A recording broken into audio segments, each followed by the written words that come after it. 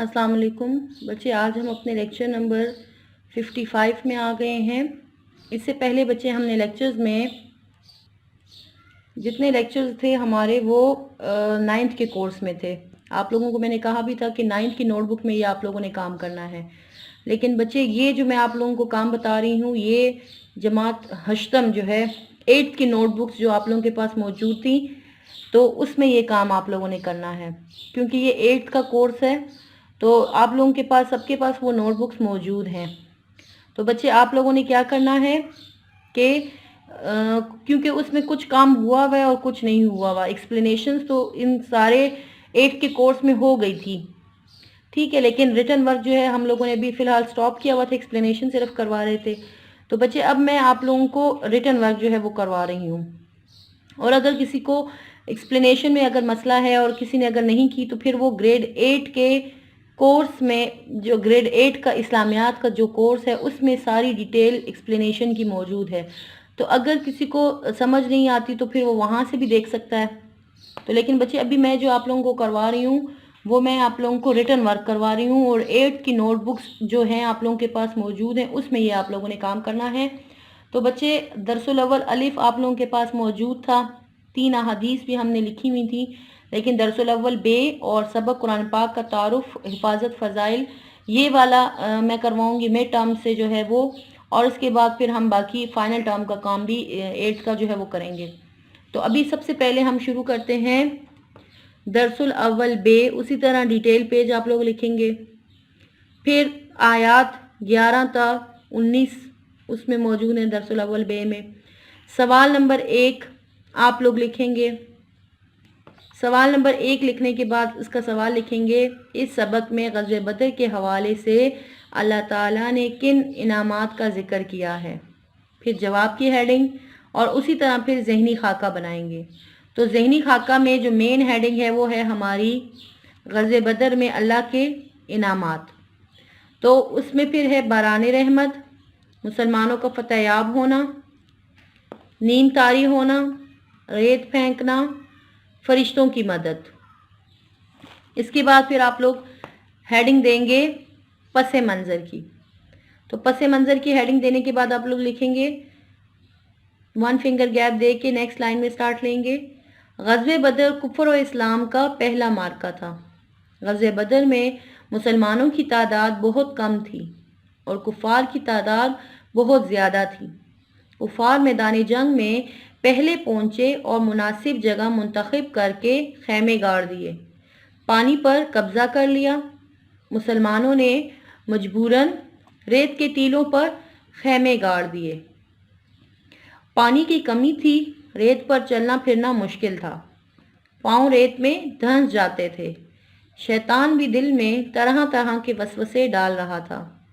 ऐसे हालात में अल्लाह ताला ने मुसलमानों की मदद की और उन पर इनामात की बारिश कर दी। उनमें से चंद ये हैं। पहली हेडिंग है बारान रहमत। पहला इनाम ये हुआ कि जंग से पहली रात मूसलाधार बारिश हुई, जिसका फ़ायदा ये हुआ कि पानी की कमी दूर हो गई, गुस्ल और वज़ू के लिए पानी मुहैया हो गया। दूसरा ये कि रेत जम गई और नकलो हरकत आसानी से होने लगी। लेकिन कुफ़ार के लिए बारिश नुकसानदेह साबित हुई, उनके लिए कीचड़ की वजह से चलना फिरना दुश्वार हो गया। सेकंड हेडिंग है हमारी नींद तारी होना। दूसरा इनाम ये हुआ कि अल्लाह ने मुसलमानों पर नींद तारी कर दी। इस तरह आराम करने से उनकी परेशानी दूर हो गई। अल्लाह ने मुसलमानों के दिल से खौफ और डर दूर कर दिया। शैतान के वसवसों से निजात मिल गई और मुसलमान बहादुरी से लड़े। साथ साथ ब्लैक मार्कर का यूज़ आप लोगों ने बच्चे करते जाना है। फरिश्तों की मदद। तीसरा इनाम ये हुआ कि मैदान जंग में मुसलमानों की मदद के लिए फरिश्ते कतार दर कतार आए। उन्होंने काफिरों को मार भगाया। इस तरह मुसलमानों को फतह हासिल हुई और कुफार शिकस्त से दो चार हुए। रेत फेंकना। अल्लाह ताला के हुक्म से हुजूर सल्लल्लाहु अलैहि वसल्लम ने एक मुट्ठी भर रेत हाथ में ली और कुफार के लश्कर की तरफ फेंकी। اللہ کے حکم سے اس ریت کا ایک ایک ذرہ ایک ایک کافر کی آنکھ میں چلا گیا، کفار بدحواسی کی حالت میں بھاگنے لگے۔ پھر ہیڈنگ ہے اللہ کی مدد سے مسلمان فتح یاب ہوئے۔ 313 مجاہدین جن کے پاس جنگی ساز و سامان کی کمی تھی، جن کے پاس 2 گھوڑے، 70 اونٹ، 8 تلواریں اور 6 زریں تھیں، 1000 اسلحے سے مکمل لیس لشکر کو عبرتناک شکست دے کر فتح یاب ہوئے۔ مکہ کے نامی گرامی سردار قتل کیے گئے۔ بچے یہاں کوشچن فنش ہو گیا، فنیشنگ لائن لگا دینی ہے۔ پھر نیکسٹ کوشچن ہے ہمارا، اسی کے نیچے جگہ ہے تو سٹارٹ لے لیں گے۔ سوال نمبر 2، کفار کے ساتھ مقابلے کی صورت میں سورہ انفال کی ان آیات میں کیا ہدایات دی گئی ہیں؟ جواب کی ہیڈنگ دیں گے۔ پھر ذہنی خاکہ، تو ذہنی خاکہ جو ہے وہ ہمارا، اس پہ مین ہیڈنگ ہے مسلمانوں کو ہدایات۔ پھر ہے پیٹ نہ پھیرنا، جوان مردی سے لڑنا، جنگی چال کے لیے پلٹنے میں کوئی حرج نہیں۔ پھر آپ لوگ ہیڈنگ دیں گے پس منظر کی۔ یہ آیات غزوہ بدر کے موقع پر نازل ہوئی چونکہ اس غزوہ میں کفار ہر لحاظ سے مضبوط تھے اور مسلمان کمزور تھے، لہٰذا یہ ممکن تھا کہ کفار کی یہ مضبوطی دیکھ کر کمزور دل مسلمان بھاگ جاتے۔ چنانچہ ان آیات کے ذریعے اللہ تعالیٰ نے مسلمانوں کو میدان جنگ سے پیٹھ پھیرنے سے روکا۔ پھر ہیڈنگ ہے جوان مردی سے لڑنا۔ اللہ تعالیٰ نے فرمایا کہ کافروں سے جوان مردی سے لڑنا، ان کا رعب کبھی تمہارے دلوں میں آنے نہ پائے۔ اللہ تعالیٰ نے ان کو گردنوں، جوڑوں اور پوروں پر مارنے کا حکم دیا۔ پھر ہیڈنگ ہے ہماری پیٹ نہ پھیرنا۔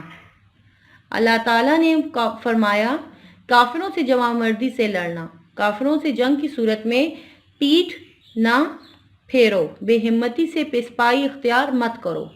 ایسا کرنا اور میدان جنگ چھوڑ کر بھاگنا اللہ کے نزدیک بہت سخت گناہ ہے۔ پھر ہیڈنگ ہے جنگی چال کے لیے پلٹنے میں کوئی حرج نہیں۔ میدان جنگ میں اس صورت میں آپ پیچھے ہٹ سکتے ہیں یا باہر جا سکتے ہیں اگر کوئی نئی حکمت عملی اختیار کرنی ہو، مثلا نئی سمت سے حملہ کرنا، پیچھے ہٹ کر جماعت کے ساتھ شامل ہونا، دشمن کو دھوکہ دینا یا جنگی حکمت عملی کے مطابق عمل کرنا۔ ساتھ ساتھ بلیک مارکر کا یوز، اور جو آپ لوگ ہیڈنگ دیں گے بلو مارکر سے اس کو پینسل سے ڈبل انڈر لائن بھی کریں گے۔ پھر نیچے آپ لوگ ہیڈنگ دے دیں گے سوال نمبر 3 کی کہ کفار کو خطاب کرتے ہوئے ان آیات میں کیا تنبیہ کی گئی ہے، یعنی کس بات سے خبردار کیا گیا ہے۔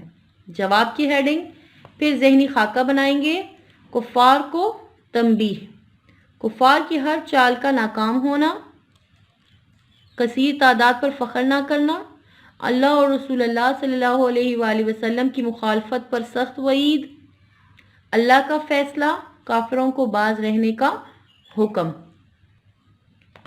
جی پہلی ہیڈنگ ہے کفار کو اللہ اور رسول اللہ صلی اللہ علیہ وآلہ وسلم کی مخالفت پر سخت وعید۔